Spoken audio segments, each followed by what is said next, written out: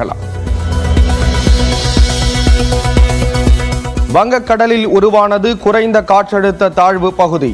அடுத்த 2 தினங்களில் வடக்கு வடமேற்கு திசையில் நகரக்கூடும் என வானிலை ஆய்வு மையம் கணிப்பு. டெல்லி தேசிய சட்ட பல்கலைக்கழகத்தில் தமிழ்நாட்டைச் சேர்ந்த மாணவி தூக்கிட்டு தற்கொலை. பெற்றோரிடம் மன்னிப்பு கேட்பதாகவும் தற்கொலைக்கு யாரும் காரணமில்லை என்றும் உருக்கமான கடிதம். பாதுகாப்பாக இருக்கும் நிலையில் எதன் அடிப்படையில் என்கவுண்டர் செய்யப்படலாம் என்ற அச்சம் ஏற்பட்டது என நீதிபதிகள் கேள்வி. வாணியம்பாடி அருகே சாலை வசதி இல்லாததால் 7 கிலோமீட்டர் நடந்து சென்ற முதியவர் மருந்தகத்தின் முன்பு மயங்கி விழுந்து மரணம்.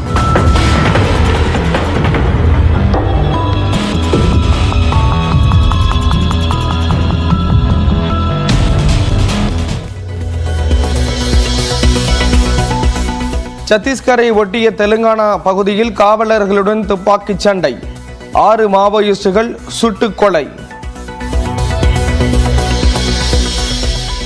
இந்தியாவிலேயே சிறந்தது தமிழ்நாட்டின் பாடத்திட்டம்தான் என ஆளுநருக்கு அமைச்சர் உதயநிதி பதிலடி. வயிற்றெரிச்சலில் சிலர் பேசி வருவதாக விமர்சனம். நம்முடைய தமிழ்நாடு அரசுடைய பள்ளி பாடத்திட்டம் சரியில்லை என்று அவதூறு பொருளை நோக்கியிருக்கிறாங்க. இந்தியாவிலேயே சிறந்த கல்வி முறை என்று இருக்கிறார். அது கலைஞர் தந்த தமிழ்நாட்டு கல்வி முறை தான் என்பதை இன்று நான் பெருமையோடு கூறிக்கொள்கிறேன். PM ஸ்ரீ பள்ளிகள் திட்டத்தை முதலில் ஏற்றிக்கொண்டு தற்போது மறுப்பதாக தமிழ்நாடு அரசு மீது ஆளுநர் குற்றச்சாட்டு. திட்டத்தில் இணைந்தால்தான் அதற்கான நிதி கிடைக்கும் என்றும் ஆசிரியர் தின நிகழ்ச்சியில் பேச்சு. Our state has remained ambiguous. When the MOU was to be signed, first they said yes, it was agreeable, but when signing came, then they started tinkering with this. No, this is not, this is not, this is not. Central government said no, you have to sign the MOU. So our state has not rejected it, has not yet signed it. It is dithering, trying, and that is where the matter lies. Brilliant நிறுவனத்துடன் 2000 கோடி ரூபாய்க்கு புரிந்துணர்வு ஒப்பந்தம். சிகாகோவில் முதலமைச்சர் மு.க. ஸ்டாலின் முன்னிலையில் கையெழுத்து.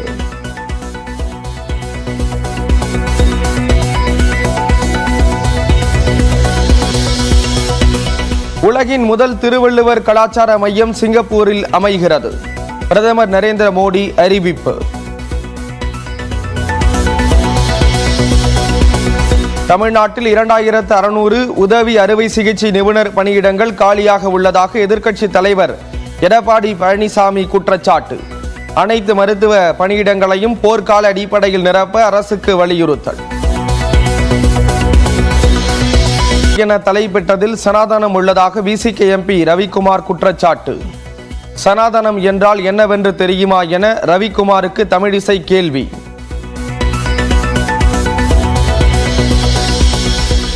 சிவகங்கை அருகே கண்மை டப்பாவை விழுங்கிய 1 வயது குழந்தை உயிரிழப்பு. உறவினரின் குழந்தையின் பிறந்தநாள் விழாவிற்கு சென்றபோது நேர்ந்த சோகம்.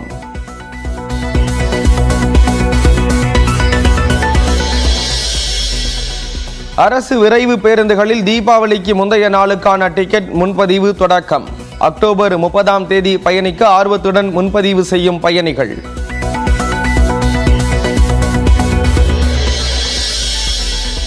விஜயின் கட்சி மாநாட்டிற்கு அனுமதி தர அரசு மறுப்பது ஏன் என பிரேமலதா கேள்வி. யாருடைய வளர்ச்சியையும் யாரும் தடுக்க முடியாது என்றும் பேட்டி. யாருடைய வளர்ச்சியையும் யாரும் தடுத்துட முடியாது. எனவே உரிய முறையில் அனுமதி கேட்டால் நிச்சயம் தர வேண்டியது ஒரு அரசாங்கத்தின் கடமை.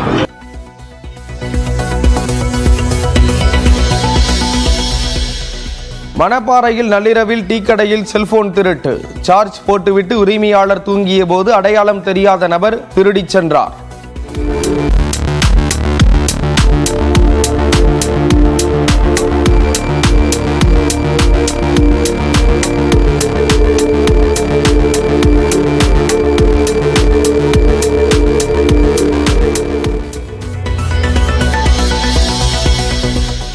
உத்தரப்பிரதேசத்தில் அவசர ஊர்தியில் பயணித்த நோயாளியை கொன்று மனைவியை பாலியல் வன்கொடுமை செய்த ஓட்டுநர்.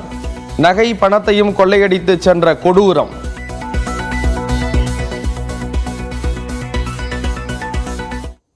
திருப்பத்தூர் மாவட்டம் வாணியம்பாடி அருகே முறையான சாலை வசதி இல்லாத நிலையில் மலை கிராமத்திலிருந்து நடந்தே மருத்துவமனைக்கு வந்த முதியவர் மருந்தகம் முன் மயங்கி விழுந்து உயிரிழந்த சிசிடிவி காட்சி வெளியாகியிருக்கிறது. ஆலங்காயம் ஒன்றியத்திற்குட்பட்ட நெக்னாமலை கிராமத்தைச் சேர்ந்த 65 வயது முதியவர் முனுசாமி மனைவி உயிரிழந்த நிலையில் தனியாக வசித்து வந்தார். இவருக்கு திடீரென காய்ச்சல் ஏற்பட்ட நிலையில் சாலை வசதி இல்லாத நெக்னாமலை கிராமத்திலிருந்து கரடுமுரடான பாதையில் 7 கிலோமீட்டர் தூரம் நடந்தே ஆலங்காயத்தில் உள்ள தனியார் மருத்துவமனைக்கு வந்தார். அங்கு சிகிச்சை பெற்ற பின்னர் மருந்து மாத்திரைகளை வாங்க அதே பகுதியில் உள்ள மருந்தகத்திற்கு சென்றார். உடல் சோர்வு காரணமாக அங்கேயே அமர்ந்த முனுசாமி சிறிது நேரத்தில் மயங்கி விழுந்தார்.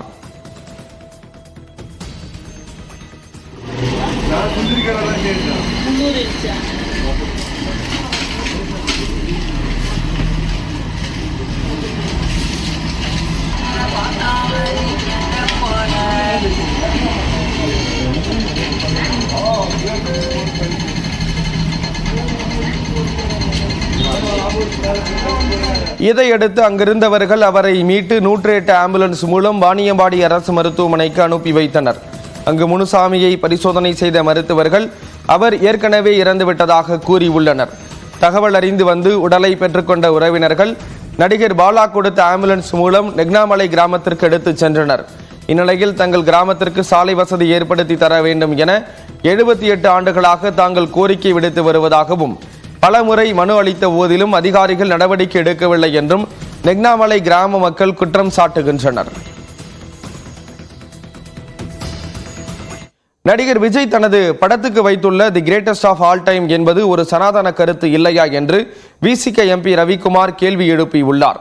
நடிகர் விஜய் தமிழக வெற்றி கழகத்தை தொடங்கிய பிறகு வெளியாகும் முதல் திரைப்படம் என்பதால் ரசிகர்கள் மத்தியில் மட்டுமின்றி அரசியல் ரீதியாகவும் கோட் கவனம் பெற்று வருகிறது. இந்த நிலையில் விஜய் படத்தின் தலைப்பில் சனாதனம் இருக்கிறதா என விசிக எம்பி ரவிக்குமார் கேள்வி எழுப்பியுள்ளார். The greatest of all time என்பதற்கு எந்த காலத்திற்கு மாறாது என்பதுதான் அர்த்தம் என்று தனது எக்ஸ் பக்கத்தில் ரவிக்குமார் குறிப்பிட்டுள்ளார். என்று மாறாதது என்பது சனாதனம் என்ற சொல்லின் பொருள் என்று தெரிவித்துள்ள அவர், இதை தெரிந்துதான் விஜய் தனது படத்துக்கு தலைப்பு வைத்துள்ளாரா என்று கேள்வி எழுப்பியுள்ளார். விஜய் அவர்களுடைய அரசியல் நிலைப்பாட்டுக்கு முரணானதாக இந்த தலைப்பு வைக்கப்பட்டிருக்கிறது. இது தயாரிப்பாளரும் இயக்குனரும் இதில் கவனமாக இருந்திருக்க வேண்டும்.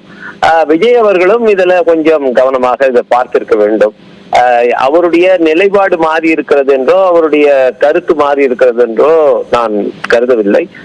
இப்படியான திரைப்படங்கள் ஒரு தலைவராக தன்னை அறிவித்துக் கொண்டதற்கு பிறகு வெளிவரும் போது அது எல்லா விதமாகவும் அது ரொம்ப கவனமாக இருக்க வேண்டும்.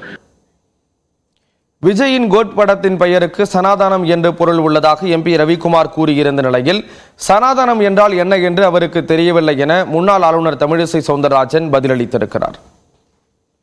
அதாவது இப்போ எங்கள்கிட்ட தான் சனாதனத்தை பார்த்தாங்கன்னா இப்ப விஜய் அவர்கள்ட்ட சனாதனத்தை பாக்குறாங்க. நான் கேட்கிறேன், முதல் சனாதனம்னா என்னன்னு ரவிக்குமாருக்கு தெரியுமா? அது எங்கேயோ ஒரு இடத்துல ஒரு வண்ணம் தெரிஞ்சுன்னா உடனே அதுக்கு ஒரு சனாதனம்னா எனக்கு உண்மையிலேயே மகிழ்ச்சியா இருக்கு. ஏன்னா எங்களை பத்தி தான் அது போட்டு போட்டு கொண்டிருந்தார்கள். இன்னைக்கு தம்பி விஜய் மேலையும் சனாதனம்னு ஒரு கருத்தை சொல்கிறார்கள். ஆக சனாதனம் என்றால் என்ன என்றே ரவிக்குமாருக்கு தெரியவில்லை என்பதை இன்று பட்டவர்த்தனமாக ஒரு ஒப்புக்கொண்டிருக்கிறார் என்பதுதான் எனது கருத்து.